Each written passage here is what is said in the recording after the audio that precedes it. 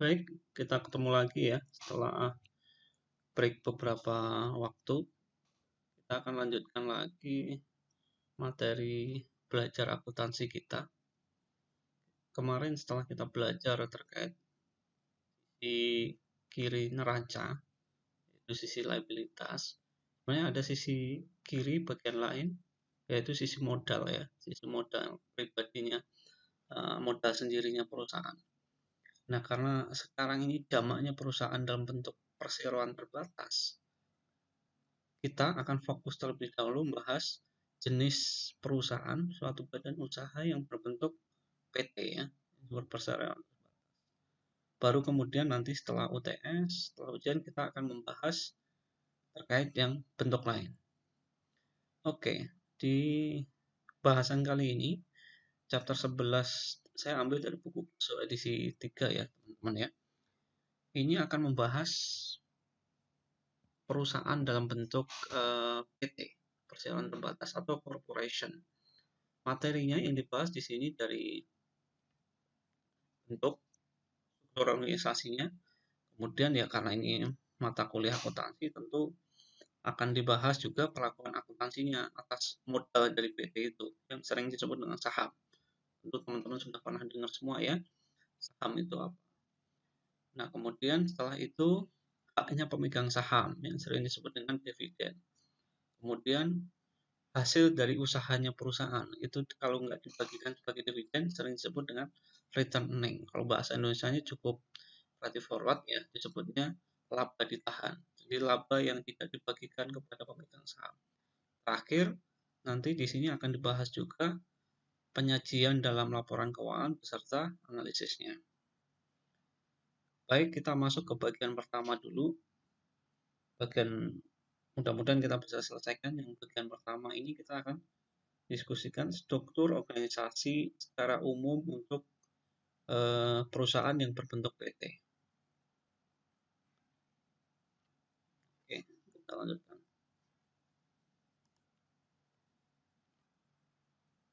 Jadi, sebuah corporation atau PT itu secara definisi disebut adalah sebuah entitas usaha yang terpisah dan berbeda ya, terpisah dan berbeda dengan pemiliknya. Biasanya perusahaan ini dikelompokkan menjadi beberapa jenis ya. Yang pertama bisa dikelompokkan berdasarkan tujuan pembentukannya.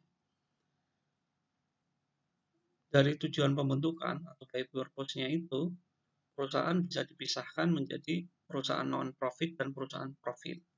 Perusahaan non-profit ini biasanya dibentuk untuk tugas-tugas sosial ya, melaksanakan tugas sosial untuk mencari untung.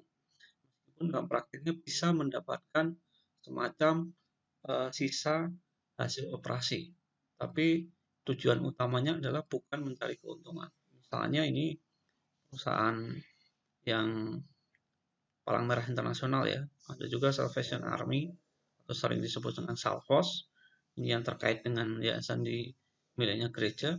Sementara untuk yang perusahaan profit ini besar sekali ya, banyak sekali contohnya. Di semua PT di Indonesia sebagian besar adalah perusahaan yang bersifat profit.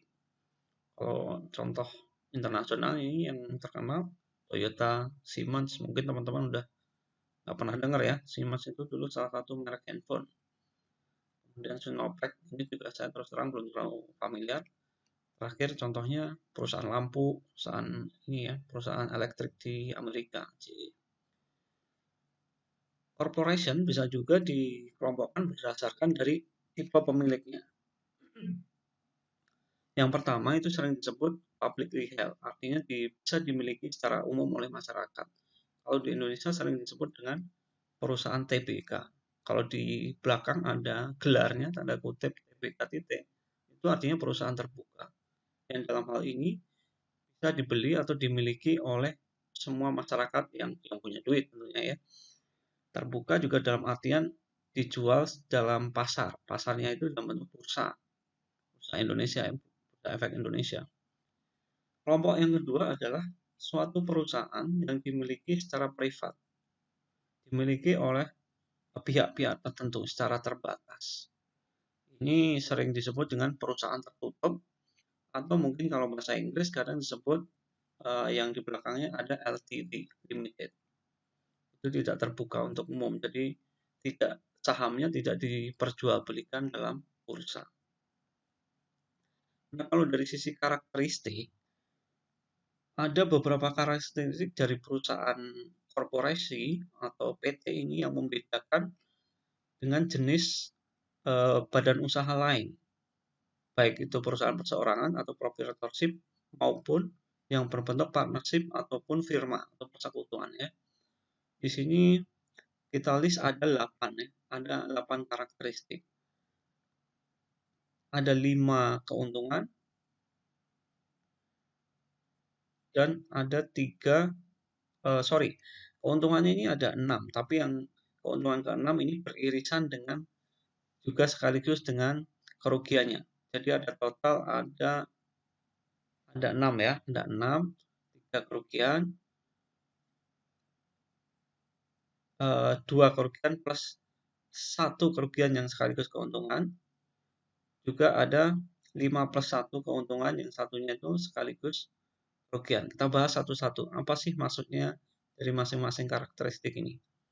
Yang pertama, spirit legal existence. Artinya bahwa secara legal perusahaan ini bisa bertindak secara hukum terpisah dari pemiliknya. Makanya kalau di Indonesia harus salah satu syarat pendirinya harus ada notarisnya dan terdaftar di Kementerian Hukum dan HAM. Itu membuktikan bahwa korporasi ini merupakan badan hukum yang terpisah. Ini ada konsekuensi nanti bisa melakukan perikatan, bisa membuka rekening di bank gitu ya atas nama perusahaan. Yang kedua, limited liability of shareholder. Ini juga kaitan sama kalau teman-teman perhatikan, terjemahan dari corporation di Indonesia adalah perseroan terbatas. Nah, artinya terbatas di sini adalah ini tadi, limited liability of shareholder. Jadi si pemegang saham ini memiliki tanggung jawab yang terbatas. Apanya yang terbatas? Jadi kalau ada kerugian atau ada tuntutan, pemegang saham ini bertanggung jawab sebatas sahamnya yang ditanamkan di sana. Ya dia tidak bisa dituntut atas hak pribadinya ya. Memang sekarang ada kecenderungan pribadinya bisa dituntut kalau ada bisa dibuktikan bahwa ada niatan jelek gitu ya. Ada itikat itu baik, ada penggelapan ataupun misalnya ada korupsi gitu ya. Bisa sampai dituntut di sana. Tapi secara umum pemegang saham itu hanya bertanggung jawab sampai dengan saham yang diinvestasikan. Arti gampangnya kalau perusahaan mengalami rugi, ruginya itu paling besar ya hanya sebatas saham yang dimiliki. Kalau misalnya bangkrut sekalipun, ya sudah, ruginya hanya sebesar saham yang dimiliki. Tidak bisa si pemilik itu diminta patungan untuk ganti. Karakter yang ketiga, yaitu transferable ownership rights. Artinya bahwa hak pemilikan pemegang saham yang di perusahaan itu bisa dengan mudah dipindah tangankan. Baik itu untuk yang perusahaan terbuka maupun yang perusahaan tertutup. Kalau perusahaan terbuka, ini bisa dengan mudah dilakukan melalui bursa, mirip jual beli biasa. Sementara untuk yang perusahaan tertutup, ini bisa dilakukan dengan kesepakatan antar pihak ya. Jadi yang pemegang saham lama dengan pemegang saham baru bisa langsung bertransaksi tanpa harus membubarkan perusahaan. Keempat, kemudahan atau kemampuan untuk mendapatkan tambahan modal. Nah, ini karena dia konsekuensi dari karakter yang sebelumnya juga. Jadi karena dia berbentuk badan hukum, dia ini lebih mudah melakukan perikatan dengan lembaga keuangan ya, bisa mengajukan pinjaman. Selain itu, juga untuk menambah modal sendiri, penerbitan sahamnya juga lebih mudah, relatif lebih mudah. Karena tidak lebih mudah dalam artian mudah dapat suntikan modal yang banyak ya. Jadi tinggal perusahaan ke bursa tentu setelah memenuhi berbagai syarat. Nah, bagi investor yang berminat bisa langsung membeli perusahaan tersebut. Karakter yang kelima, continuous life. Continuous life artinya bahwa perusahaan ini tidak tergantung dari apa ya, bahasa terangnya itu kalau pemegang saham yang satu meninggal atau misalnya pemegang saham yang satu keluar, itu perusahaan itu tetap berlanjut gitu ya, tidak tergantung dengan bubarnya kepemilikan dari eh, pemegang saham. Karakter berikutnya, corporate management, artinya dikelola secara korporasi. Nah ini kalau nanti akan kita lihat ya struktur organisasinya, bahwa dalam PT itu biasanya dipisahkan antara pemilik, shareholder, ada kemudian pihak manajemen yang itu direksi ke bawah sama dengan karyawan. Sementara si pemilik ini tidak menjalankan langsung perusahaan. Ini kenapa di sini kurungnya ada dua? Karena corporate management ini bisa saja menjadi keuntungan sekaligus menjadi kerugian. Menjadi keuntungan bagi si pemegang saham, artinya tidak perlu pusing, perusahaan dijalankan oleh manajemen yang profesional, pemilik tinggal mengawasi gitu ya, dan kemudian kalau menghasilkan keuntungan ya mendapatkan dividen. Di sisi lain, pengelolaan korporasi ini ada namanya masalah keagenan. Yang namanya manajemen itu ngerasa karena bukan pemiliknya ya, bukan pemilik perusahaan, tujuan dia bekerja adalah untuk meningkatkan penghasilan dia dong. Dia pengen bonus tahunannya akan tinggi. Gimana caranya mendapatkan bonus tahunan yang tinggi? Ya dia akan berusaha laba perusahaan itu kelihatan besar gitu ya. Gimana caranya? Ya dia karena manajemen, dia bisa saja melakukan fraud dengan tanda kutip window dressing dari laporan keuangan. Ya, teman-teman tentu ingat kemarin ada BUMN yang seperti itu kan. Tentunya ya mungkin tujuannya adalah untuk memperbaiki kinerja dari si direksi dalam artian manajemen pelaksana perusahaan. Nah ini kan tentu belum tentu sesuai dengan tujuan dari si pemilik. Si pemilik itu kan inginnya hartanya bertambah gitu ya. Belum tentu dengan window dressing tadi si pemilik ini akan suka. Nah dari sini makanya timbul suatu kelemahan dari masalah agensi teori kalau bahasa manajemen keuangan. Karakter yang ketujuh, government regulation.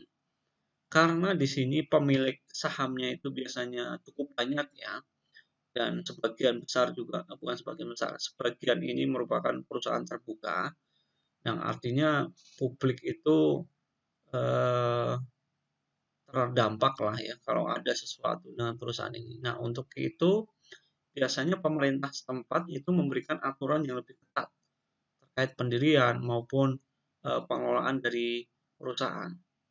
Misalnya untuk membuka IPO, untuk jual saham perdana di bursa itu harus memenuhi serangkaian syarat-syarat yang ditentukan oleh OJK ya.